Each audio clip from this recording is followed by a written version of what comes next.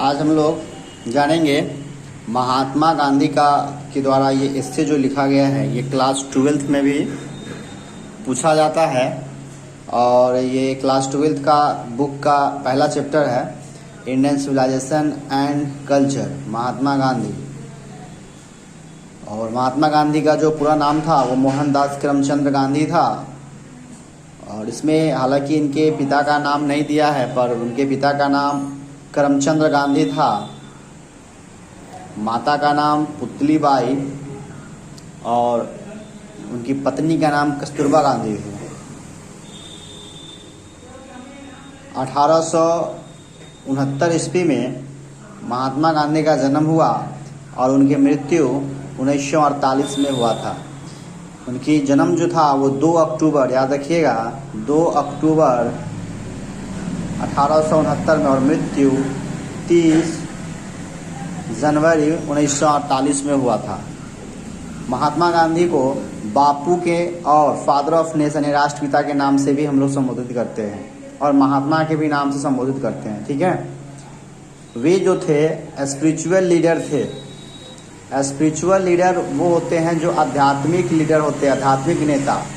तो पॉलिटिशियन उसे बोलते हैं जो कुर्सी के लिए या फिर सत्ता के लिए लड़ता है, परंतु इन्होंने कुर्सी और सत्ता के लिए नहीं लड़ा, इन्होंने सच्चाई के लिए लड़ा, आवाज़ उठाया, इसलिए इनका नाम पड़ गया, इन्हें कहा जाता है स्पिरिचुअल लीडर, ठीक है। और इन्होंने सत्य और अहिंसा को ही अपना चीफ डिफेंस बनाया था। माने कि होता है ना, डिफेंस मतलब मतलब हथियार। हर व्यक्ति को अगर किसी से लड़ना होता है तो उसे हथियार की ज़रूरत होती है, और उन्होंने सत्य और अहिंसा को ही अपना हथियार बनाकर और ब्रिटिश के अगेंस्ट, यानी कि ब्रिटिश का जो रूल्स था उसके अगेंस्ट इन्होंने लड़ाई की और इंडिया को इंडिपेंडेंस बनाया, मतलब कि आज़ाद कराने में मदद की। और इनकी ये लड़ाई जो थी ये 1915 से लेके 1948 के बीच की ये लड़ाई चली, ठीक है। 1915 में वो भारत रिटर्न आए थे, क्योंकि वो जो थे वो पहले तो 1888 में वो चले गए पढ़ने के लिए चले गए, इंग्लैंड चले गए लॉ की पढ़ाई करने के लिए। उसके बाद वो जब भारत आए, मुंबई में आए, फिर उन्होंने वकालत शुरू किया, वकालत सक्सेस नहीं हुआ तो फिर अफ्रीका चले गए। अफ्रीका में एक व्यक्ति हैं अब्दुल, जो कि व्यापारी थे, और उन्हीं के वो कानूनी सलाहकार बन के वहाँ चले गए। और वहाँ जाने के बाद भी उन्होंने वहाँ जो इंडियन पहले से रह रहे होते हैं उनको काफ़ी जो है कि गोरा काला करके वहाँ पे जो है कि बहुत सारे मुश्किलें होती थी, तो उनको ये देखने को मिला वहाँ पे। तो उन्होंने क्या किया कि वहाँ भी इसके खिलाफ आवाज़ उठाया 1906 में, और वहाँ पर भी उन्होंने एक पार्टी बनाई। फिर मतलब कि वहाँ के जो सरकार थे उसके खिलाफ उन्होंने आंदोलन किया, ठीक है, सत्याग्रह वहाँ पर भी उन्होंने किया, सत्याग्रह, ठीक है, अवज्ञा आंदोलन वहाँ पर भी उन्होंने किया, और वहाँ पे वो सक्सेस रहे। और काफ़ी उनको, क्योंकि पहले से भी वहाँ पे इंडियन रह रहे थे, तो काफ़ी इंडियन लोगों का मतलब कि उनका साथ मिला वहाँ पे, और वो सक्सेस रहे। उसके बाद वहाँ पे से वो कुछ दिन और रहे, और उसके बाद वो 1915 में इंडिया लौटे। जब 1915 में, तो वे पॉलिटिक्स ज्वाइन करना चाह रहे थे, परंतु उनके एक गुरु थे और राजनीति गुरु, उस राजनीति गुरु के नाम था गोपाल कृष्ण गोखले। उन्होंने कहा कि देखिए, आपको जो है कि भारत के आर्थिक और सामाजिक जो भी जानकारियां हैं वो भी बहुत कम जानकारी है, क्योंकि आप यहाँ रहते नहीं थे। तो आपको सबसे पहले क्या करना चाहिए कि भारत में के हर मतलब कि एक कोने कोने में जाकर दौरा करना चाहिए, भ्रमण करना चाहिए। तो उन्होंने ऐसा किया और उन्होंने कांग्रेस ज्वाइन कर लिया। और जब कांग्रेस ज्वाइन कर लिया तो उन्होंने 16 यानी कि 1916 ईस्वी में याद रखिए, 1916 ईस्वी में लखनऊ में कांग्रेस के 31वें अधिवेशन में वो वहाँ पहुँचे। तो वहाँ पे जो है कि बिहार के एक व्यक्ति थे, बिहार के चंपारण जिले से एक व्यक्ति थे राजकुमार शुक्ल, वो भी वहाँ पे पहुँचे थे। असल में राजकुमार शुक्ल जो थे वो चंपारण के थे, और वो वहाँ इसलिए पहुँचे थे क्योंकि आपको पता होगा कि बिहार में 1917 के दौरान या उससे पहले एक खेती हुआ करता था, नील की खेती। आपको पता है कि नील की खेती एक बार करने के बाद भूमि बंजर हो जाता है, तो किसान लोग नील की खेती नहीं करना चाह रहे थे, और वहाँ के जो ब्रिटिश गवर्नमेंट थी, उन्होंने एक रूल्स बना दिया था कि आपको जो है खेती करना ही पड़ेगा। और आपने नाम सुना होगा 3 कठिया का।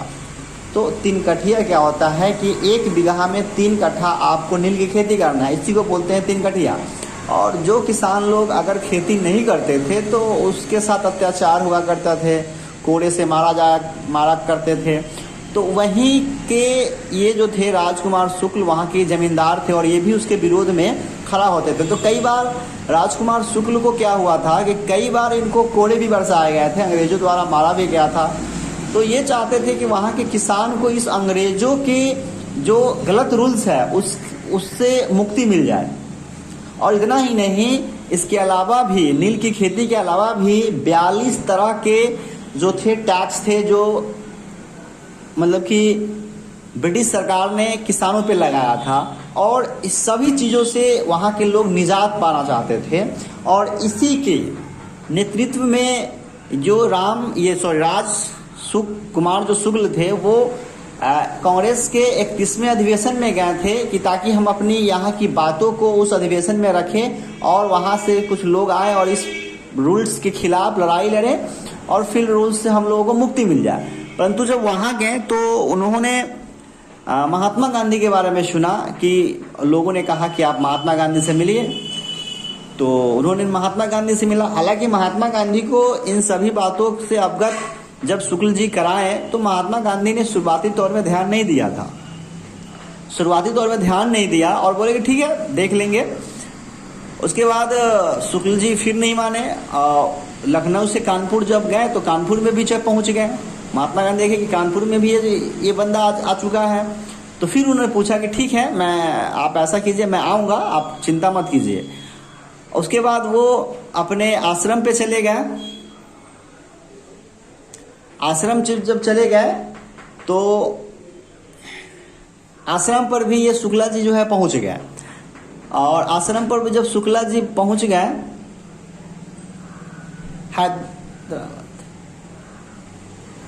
तो देखे कि ये आप व्यक्ति मानने वाला नहीं है। तो महात्मा गांधी ने कहा कि ठीक है, आप ऐसा कीजिए कि 10 अप्रैल को मैं 9 अप्रैल को मैं कलकत्ता आने वाला हूँ, 10 अप्रैल को वहाँ पे मेरी मीटिंग है, वहाँ से आप हमको ले चलिएगा अपने यहाँ। तो शुक्ल जी थे वो मान गए। अब वो इंतज़ार करने लगे 10 अप्रैल का।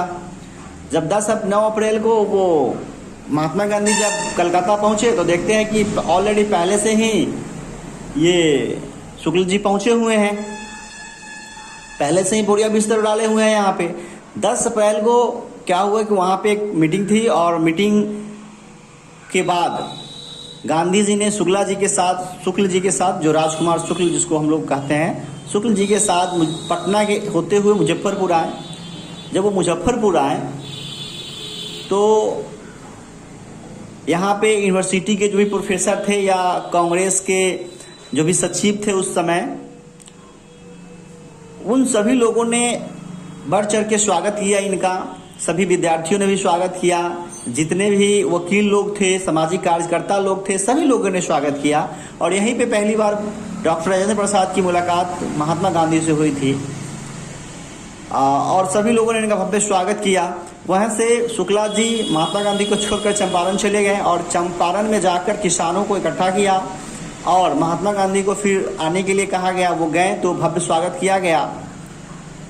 तो ये तो थी चंपारण महात्मा गांधी कैसे पहुँचे। फिर वहाँ पे बहुत सारे मूवमेंट हुआ। मूवमेंट में कई बार महात्मा गांधी को जेल भी जाना पड़ा, बहुत लोग वहाँ पे जेल जाना पड़ा।